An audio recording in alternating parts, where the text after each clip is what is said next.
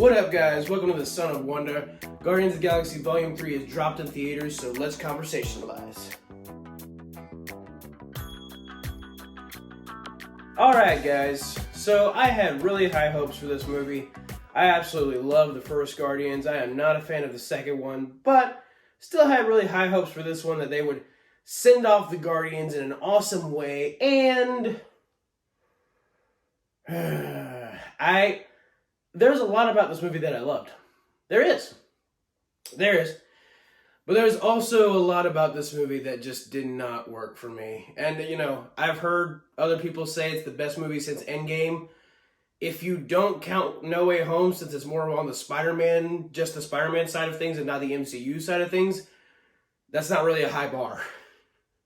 Being the best movie since Endgame is not that high of a bar if you don't count No Way Home. So, I think that this movie has some competence in its writing. I think that it is also it has a lot of tonal problems. Let's just say that. It can get really goofy in 1 minute and then get insanely dark in another. Which, at a certain point, I wish they would have spaced those scenes out or just kind of picked a tone. But as it stands, it just is kind of a little uneven. So I am getting into spoiler territory, so be warned. This definitely is a spoiler review, and I'm going to need to talk about spoilers just to, talk about, the specific things that I was a little on. So, this movie has a very sudden start. Like, it starts like Star-Lord is drunk, and the rest of the Guardians are like feeling for him because he's still sad after losing Gamora in Infinity War, even though she's like back now, her 2014 self is, but she's completely different. She doesn't remember any of her time with the Guardians because she's the self she was before she met the Guardians. Complicated stuff, I know. And so Star-Lord passes out from being drunk, and then Adam Warlock immediately shows up. Like, no time at all. Zero setup. It's just Adam Warlock comes in, attacks the Guardians, mortally wounds Rocket, and the rest of the movie, or like, I guess, the rest of the first half, you could say, first 3/4, I guess, is trying to save Rocket from dying. Because apparently there's this thing that was put on his heart when the High Evolutionary basically made him, in a way, made him who he was, what he was. And he put this thing on his heart that blocks any interference with it, and they need to find a way to surgically do something with his heart to make sure he stays alive. That's the beginning for the plot. And two things. One, I think that's just it gets into it way too quickly. We needed way more setup. The beginning needed way more time to breathe, but we're just there. Two, and this kind of just goes into a general criticism of maybe more so the marketing rather than the movie itself. But this really was marketed as this is the send-off for the Guardians, and this is the last and final Guardians movie, at least for the team as we know them. This is kind of a major spoiler, so be warned. Nobody dies in the movie. Not a single Guardian is killed or has a sacrifice. They all live. And when you say this movie is going to be a send-off for the Guardians as we know them, you kind of assume that at least one of them is going to die, if not all of them. And nobody dies, and like, they have this adventure that has heavy correlations to Rocket's past, but that's kind of just what it feels like. It doesn't really feel like a send-off for the Guardians for the movie as a whole. It just kind of feels like they have this one last adventure to save Rocket. Rocket deals with the trauma of his past, and then they disband because they each have their own reasons for disbanding. And I like where some of them go. I like the reasons for some of them leaving, and I don't like the reasons for others leaving. And it's also kind of sad because Dave Bautista and Zoe Saldana, Drax and Gamora respectively, have both said that they're done playing their characters. Dave Bautista's done playing Drax. Zoe Saldana's definitely done playing Gamora. So, them, like, I guess if they're not going to be in the MCU, I hope they have like a cameo and maybe they'll show up in Secret Wars, but it really does seem like these actors are done playing their characters. Like, for good. It was too open-ended, I feel, of a way to leave things off for these characters. And, that brings me to Gamora. Ooh, one of the main things that I did not like about this movie at all was her treatment. And I feel like they could have resolved things in a way that would have made me go, oh yeah, that was a cool way of doing that. But instead, they just kind of doubled down on this terrible iteration of her character. I like Gamora's character in Guardians 1, 2, and Infinity War. I really like her character. I think her whole story is really cool. I think, it's awesome. Like, she's a warrior assassin, sort of like Wonder Woman, but she has this, like, complicated past of, like, being the daughter of Thanos, but wanting to leave him because of how terrible he was. And they really, fleshed that out in Infinity War. But I think the main problem with her story is that it doesn't really have a satisfying conclusion. Especially not, unfortunately, with this movie. Like, the main Gamora, as we know her from the first Guardians movie, her story ends with Thanos throwing her off a cliff against her will, obviously, in Infinity War. And she dies. So that's the ending of that arc. And if, that's kind of a terrible way to end a certain character's arc if you're just playing for that to be the end. I was hoping that maybe for this movie, the Gamora from the 2014 timeline would somehow be able to possess the memories of the original Gamora and kind of become that Gamora again. Because we all love that Gamora. Because I'm going to be fully honest. This Gamora is kind of a flat-out jerk. And throughout the movie, Star-Lord is, throughout the movie, he was already sad that the original Gamora died. And so every interaction he has with this version of Gamora, the new, old version of Gamora, I guess, he's kind of trying to push her to be the Gamora that she was before. But, she's constantly telling him, like, I don't want to be what just you want me to be. I want to be myself. And I'm mad at you all, and I don't want to be around you guys. I just want to get this job done because I want to get paid. And so everything that made her character great, that drive, that noble spirit she had, is just completely gone in this one. Like, completely. And Star-Lord isn't just trying to get Gamora back to who she was just so she can be his girlfriend again. He's trying to get Gamora back to who she was because who she was a noble, just person who cared about people.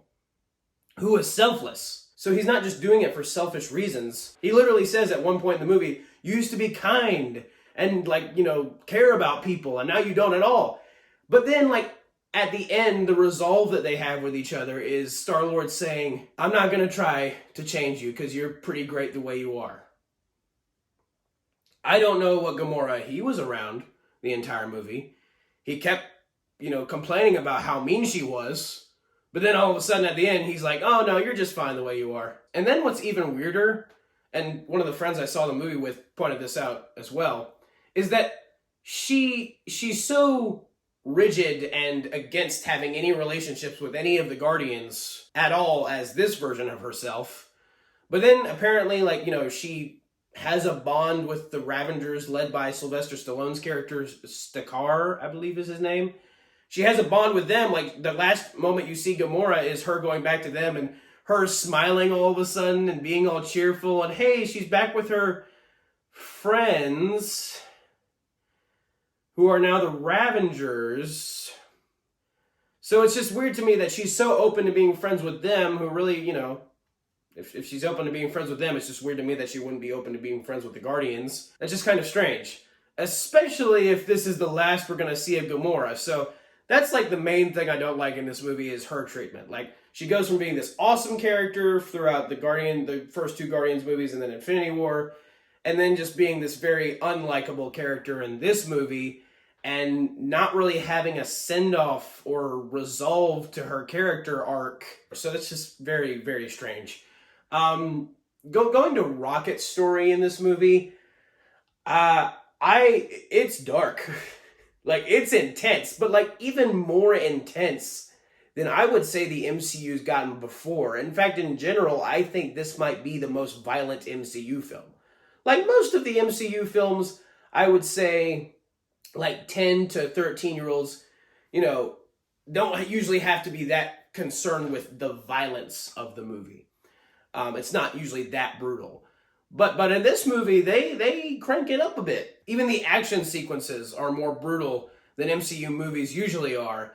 But, you know, Rocket's backstory mainly is the one that's like, oh, wow, that got dark real fast. And it's a little strange the way it plays out because apparently Rocket was, you know, he was a raccoon, a baby raccoon that was captured by the High Evolutionary and experimented on and morphed into Rocket as we know him.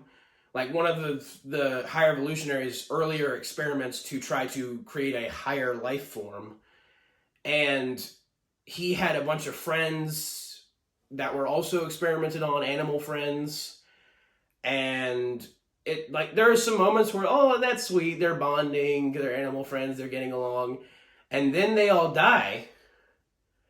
And there's this moment where, like, Rocket's main friend, this, I don't really know what she is, if she's an otter or something, but she's a nice character, sweet animal character. The High Evolutionary kills her after Rocket tries to escape with them, with his friends, and he just screams.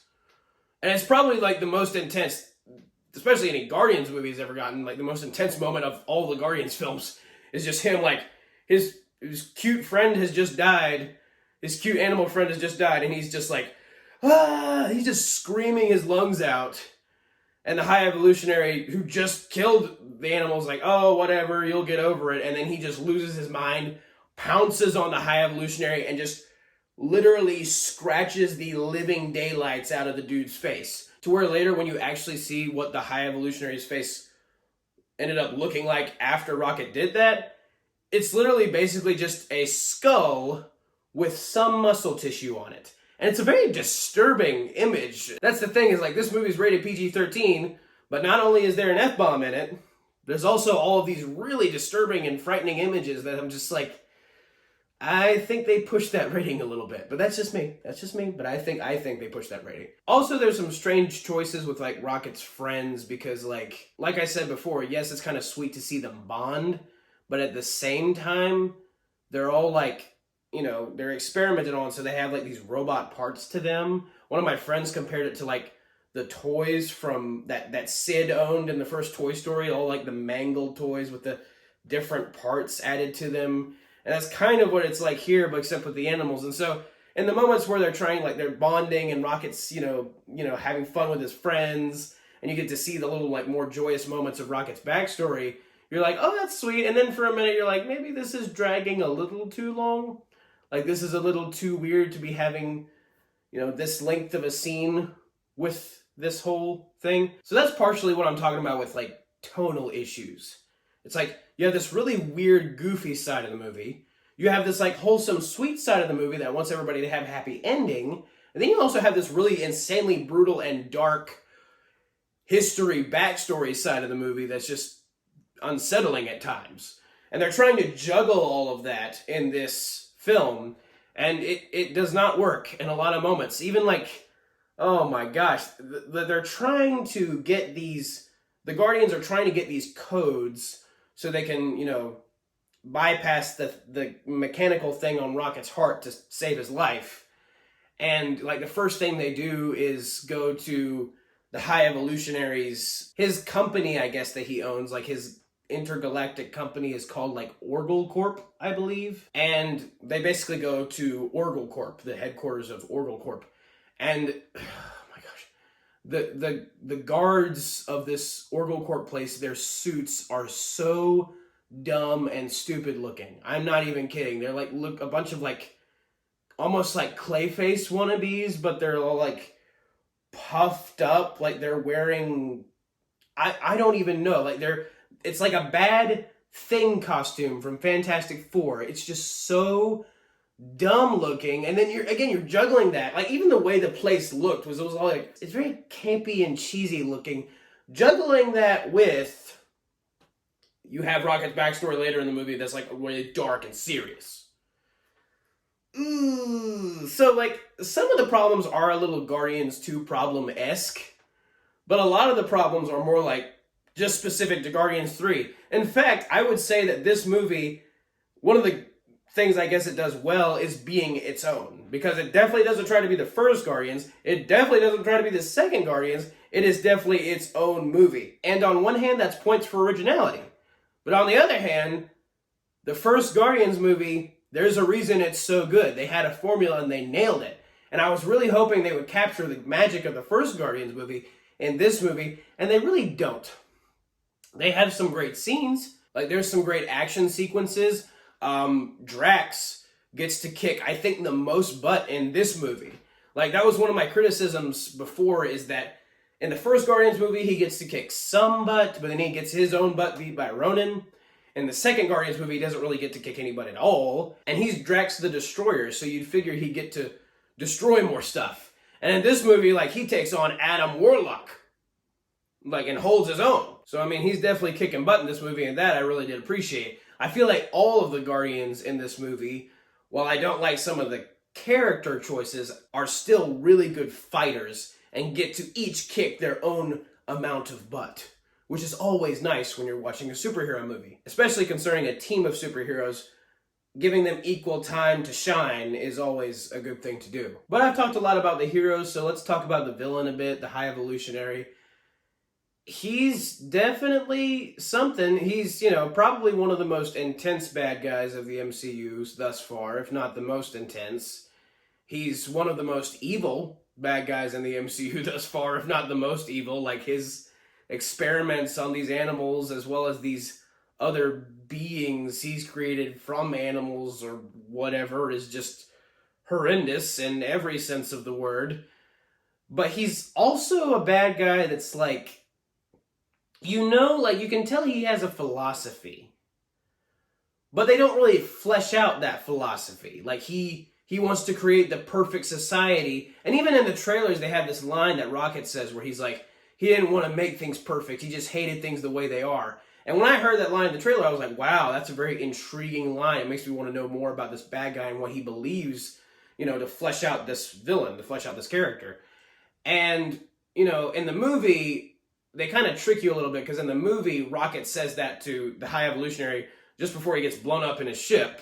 And he just says, you didn't want to make things perfect, you just hated things the way they are. So that's just kind of the thing that Rocket tells the High Evolutionary before the High Evolutionary dies.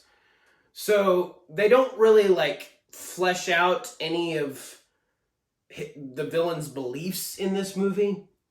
They have moments where they allude to stuff that he believes in, but for the most part, he's just trying to find the perfect being to create, this perfect higher people, and he's trying to find that because he wants to find a perfect being to create. They don't explain that well.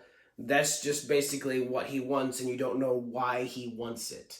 I felt like that, on that front, they did not write his character well. Also, fun fact, he created the Sovereign, which I did like that element, because I was like, okay, it gives a little bit more context to their civilization, because they are a very weird and over-the-top civilization, at least as presented in Guardians 2. And saying that the High Evolutionary was the one who originally created them, and that was one of his earlier batch of experiments with creating other beings, and so that's why they're kind of all over the top and nonsensical at times and just too arrogant, is because he hadn't refined his technique of creating people, which is stupid. But it does help remedy the issue in Guardians 2 a little bit of them being such a over-the-top race and not really knowing why. And this race is, of course, where Adam Warlock comes from.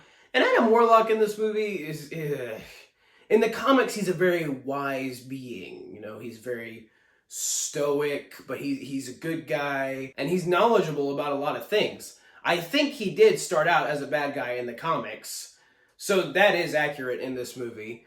But what's not accurate is the fact that in this movie, unlike his comic book counterpart, he is a complete moron. And they try to explain it in this movie by saying that he just came out of his cocoon, so he's like basically just a kid in an adult's body, so he doesn't know about many things. But even them trying to explain it's just like, oh, so we have another dumb character in the MCU because we needed another dumb character. Like, there are so many at this point characters that jokes are made at their expense. They're an idiot. They don't know what anything is. Blah, blah, blah. Drax is the same way. Mantis is the same way. And at a certain point, I'm just like, I need somebody, some new character to have competence. And I mean, Adam Warlock does end up being a good guy at the end of the day in this movie. Groot saves his life, even though Adam Warlock tried to kill him before.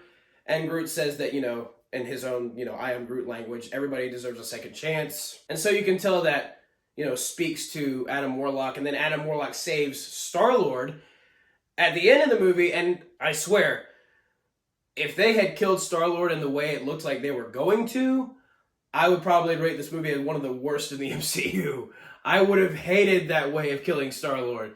Because they're getting out of the High Evolutionary ship onto nowhere just before the ship blows up. It's kind of like a Star Wars trope, sort of, like getting out of the ship just before it blows up. At this point, it's now like I guess in every movie. But they're trying to rescue the animals that High Evolutionary captured because Rocket wants to rescue them because he once was one of them, so he feels sympathy toward them, obviously. And they escape with the animals, but Star-Lord drops his Zune, so he tries to go back for it, but then the ship starts crumbling, so he's having trouble getting out. And he gets out barely just as the ship is floating away to explode, and he's still stuck in space, and he's about to suffocate and die in space, and then Adam Warlock comes and saves him. And so I do like the fact that Adam Warlock saved him. I think that was a cool thing to do for Adam Warlock's what little story he has in this movie. It was a cool thing to do. And then Star-Lord just kind of ends up being fine, he recovers rather quickly, which is kind of funny. But yes, if they were gonna make Star-Lord die by going back for his Zune after saving some animals from an exploding ship, that's not cool. I would much rather prefer like a noble sacrifice or something like that, but going out like that would have been a terrible idea, but thankfully they don't do that. Other things to talk about in here, they get a little wacky with the High Evolutionary experiments, as I already said before with Rocket's friends, but also this planet that he's created called Counter Earth. Basically, it's all Earth culture, just a bunch of animal-looking people. And at a certain point, it's getting a little too wacky for the MCU's own good. I think at certain times they just need to rein it in on the goofiness, because you can get too goofy. They've done it before, and they unfortunately did it again with this one. I get that, High Evolutionary, that's what he does. He experiments on animals, he tries to create beings, but the fact that he somehow created an entire society, and they're all animal-looking creatures, but they're people, is just over weird. So yeah, stuff like that is just a little too much on the goofy line. Certain payoffs for characters, though, I really do enjoy. Drax gets a nice moment with these children, actual alien children that High Evolutionary has made. Again, that's just really weird that he's made people. I don't really like that very much, because the High Evolutionary, you can tell they're trying to kind of play it like the High Evolutionary is trying to be God. And he even says at one point in the movie that there is no God, that's why I'm here, which I really hated that line, because, well, one, I'm a Christian, I definitely believe in God, and two, anytime they do that in movies, it's always like they're trying to say that God messed up, that he did a bad job, that he's not competent at all, or that he's just really mean, and all of the above. And I get really sick of it, because that's not true. God is a loving God, and he's not a tyrant or anything like that. But he says that line, and I mean, granted, that is right before his own employees turn on him, so maybe that was the movie's way of saying, he should not have said that, this guy's definitely the bad guy. I don't really know, but that was weird. But Drax does have this nice moment with the kids that the High Evolutionaries made, where Nebula and Mantis are having a hard time communicating with the kids because they speak a different language. but somehow Drax knows their language. I don't really know how, because Mantis doesn't even recognize the language that the kids speak, and she knows a lot of different languages, so I don't really get it. But Drax somehow knows their language.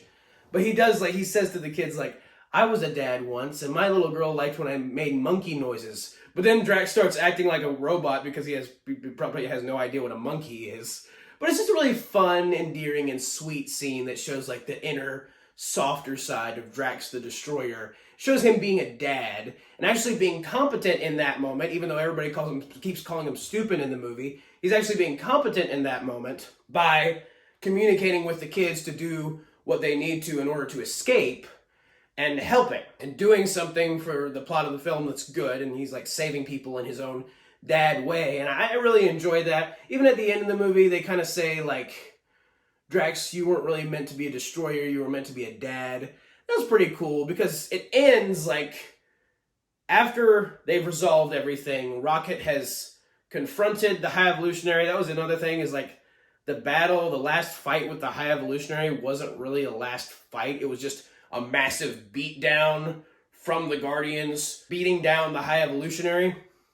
And so it wasn't really even a battle, even though they had established before that the High Evolutionary could, like, control gravity, and he was really powerful, and he even used it before on the Guardians, but all of a sudden he's getting beat down by all the Guardians really easily, so it's like, oh, okay, so I guess that wasn't much of a final battle or fight. And I mean, in all fairness, they don't really have one with Ronan in the first movie either. It's not really a big battle just with the Guardians versus Ronan. Different things happen, just like in this movie, so it's not that different. I just do wish that there was a little bit more fight out of the High Evolutionary, considering they had already shown it. But after they defeat him, his ship blows up, everybody survives. Gamora goes back to the Ravengers. Star-Lord says, and they were already kind of setting this up earlier in the movie, that, and this is, I do like this a lot, because it is kind of a dangling plot thread in the first movie of Star-Lord's grandpa is the one who was gonna take care of him before Yondu and the Ravengers abducted him from Earth. So they kind of leave that dangling of, like, well, what did Star-Lord's grandpa do exactly, and how did he react to losing his, his daughter, and then, like, not having his grandson to take care of? Because he seemed like kind of a hard guy, and Star-Lord even says that, which is why at first when Mantis suggests it, he doesn't really want to go back to Earth to see his grandpa, because he kind of rejected Earth after being abducted from there, because I guess that was just the place where his mom had died, so he wanted nothing to do with that place since he found all this other stuff in the galaxy with the Ravengers.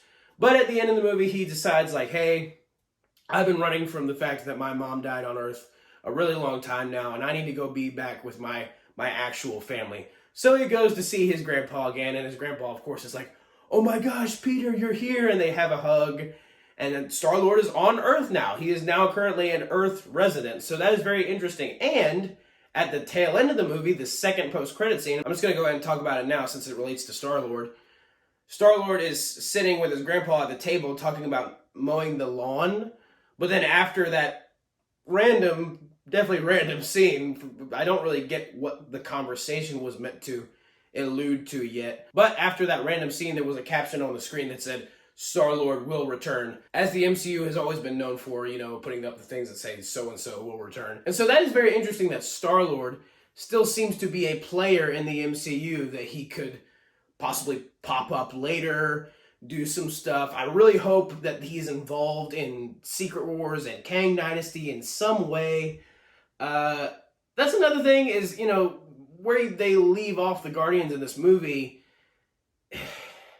it feels disconnected from the rest of the MCU. And, even though the first Guardians was definitely a standalone story, it still definitely felt like it had ramifications because it introduced, like, the Power Stone and all that. This movie, they're setting up Kang Dynasty and, all the Secret War stuff.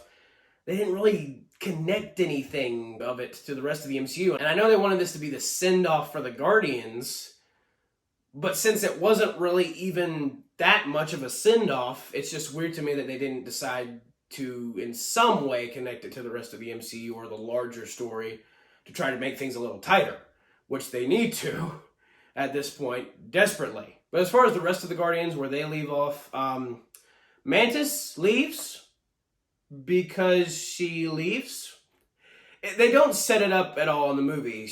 At the end, she's just like, yeah, I spent my whole life taking orders from Ego and doing what he wanted and then doing what the Guardians wanted. Now I just want to do what I want. I guess that makes sense. They just didn't allude to that at all at any point in the movie earlier. It just kind of comes out of nowhere after Star-Lord says he's going to leave. She's just like, oh yeah, I'm going to leave too because I want to find my own path. And Mantis and Drax do have this nice moment where Drax like looks at his friend leaving and he has tears in his eyes. And that is a moment where you definitely feel for Drax having to say goodbye to who's been his best friend for a very long time now. And now Rocket, after all the stuff he's been through, being horribly experimented on by the High Evolutionary, finding out his insanely dark past, and almost dying in this movie only to get his retribution and finish what he started long ago with the High Evolutionary in this movie.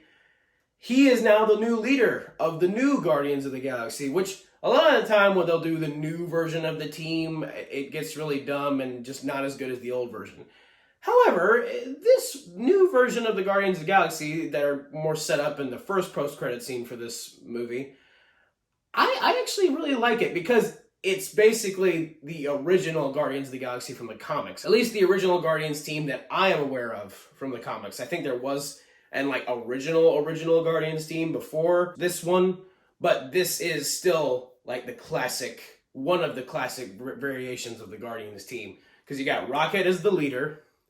You got Groot, who is now like really big as established in the post-credit scene. You've got one of the little girls that the High Evolutionary created that they saved earlier in the movie. And she has this like glowing eye, this one glowing eye. And I'm pretty sure that's the character of Quasar, who again was one of the classic variations of the Guardians. So I thought it was cool that they added her.